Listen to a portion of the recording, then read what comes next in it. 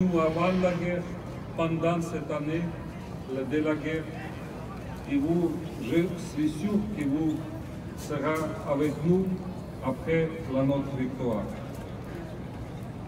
Je suis certain que les lumières de Paris et de la Tour Eiffel seront vues depuis l'Ukraine. C'est un grand geste de solidarité, comme tout ce que la France et Paris font pour soutenir le peuple de l'Ukraine. Ce sont les lumières qui vaincront les ténèbres. C'est la vie qui vaincra la mort. Je souhaite aussi que ces lumières soient vues depuis le Kremlin, qu'ils comprennent que la civilisation existe et que l'amitié et la solidarité existent. Qu'ils voient que personne n'a peur d'eux. Ensemble, nous vaincrons. La guerre finira et l'amitié entre les peuples restera. Et la mémoire restera. Je vous remercie encore au nom du peuple de l'Ukraine et de mon président. Slava Ukraine! Et vive la France!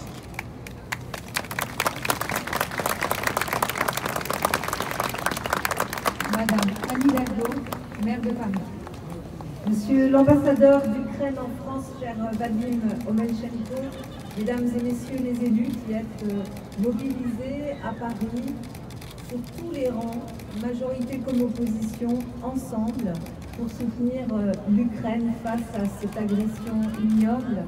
Je veux aussi remercier les artistes qui sont présents aujourd'hui. Je pense bien sûr à Romain Goupil qui a fait un film étant présent pendant une durée assez longue dès le début de la guerre à Kiev, et remercier C215 qui est ici aussi et qui travaille à partir de tout son travail artistique de peintre, de street artiste.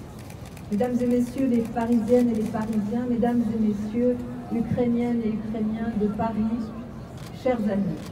Oui, nous sommes réunis ce soir ici pour dire une fois de plus notre soutien à l'Ukraine. Notre soutien face à cette agression.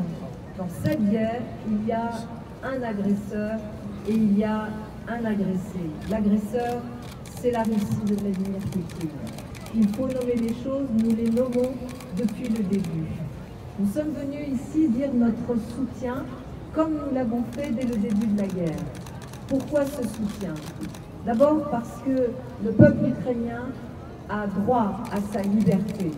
Il a, comme tous les peuples de la terre, droit à son autodétermination, à dire ce qu'il veut pour lui par les outils de la démocratie qui lui sont propres. Il n'est pas là pour subir la volonté d'un dictateur, de Vladimir Poutine, d'annexer des régions, voire même un pays. Nous sommes là parce que nous savons que cette guerre en Ukraine est une guerre qui concerne l'Europe tout entière.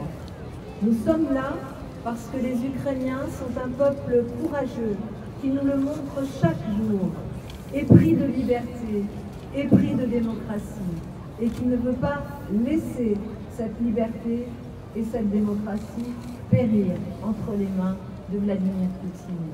Nous sommes là pour leur dire notre soutien, notre affection. Nous voyons comment ce peuple de résistants, ce peuple se bat depuis le début avec un courage inouï. J'ai eu la possibilité de me rendre dès le mois d'avril dernier, une première fois à Kiev. Et d'ailleurs, nous nous sommes retrouvés par le plus grand des hasards avec Romain Goupil qui tournait dans les décombres de Boutcha et des villes qui venaient d'être détruites par les Russes. Nous avons vu ensemble, et il a témoigné comme artiste aussi dans son film, nous avons vu ensemble que ce sont des cibles civiles qui ont été attaquées. Ce sont des logements, des maisons, des appartements, des centres pour personnes handicapées, pour des seniors. C'est cette vie-là qui a voulu être détruite. Et j'ai vu en avril déjà cette résistance, cette force autour du président Volodymyr Zelensky et autour, bien sûr, aussi du maire de Kiev, je pense à Vitaly Klitschko. Je pense à tous les maires ukrainiens qui ont montré à quel point ils étaient là, dès le début de la guerre, pour organiser souvent le déplacement des populations, des femmes, des enfants qui devaient fuir les bombardements. Et puis, ils étaient là aussi pour organiser la résistance jusqu'à la lutte armée. C'est un courage inouï. Et je me souviens d'un maire qui regardait sa ville dans ses ruines et qui me disait « Je n'étais pas préparé pour ça ». Bien sûr, aucun maire, aucune personne humaine, aucune famille, aucune femme, aucun enfant n'est préparé à subir cela. Mais tous nous ont montré à quel point ils avaient cette force et cette énergie. J'ai eu l'occasion de revoir cette force et cette énergie lors d'un déplacement que nous avons fait avec plusieurs élus, dont le maire du 15e arrondissement aussi, à Kiev. Et nous avons vu une ville qui, malgré la guerre, malgré les alarmes permanentes, malgré les bombardements, continuait à vivre. Des écoles qui ont repris, avec des enfants qui, plusieurs fois par jour, lorsqu'il y a des alarmes, descendent se réfugier dans les abris qui ont été construits.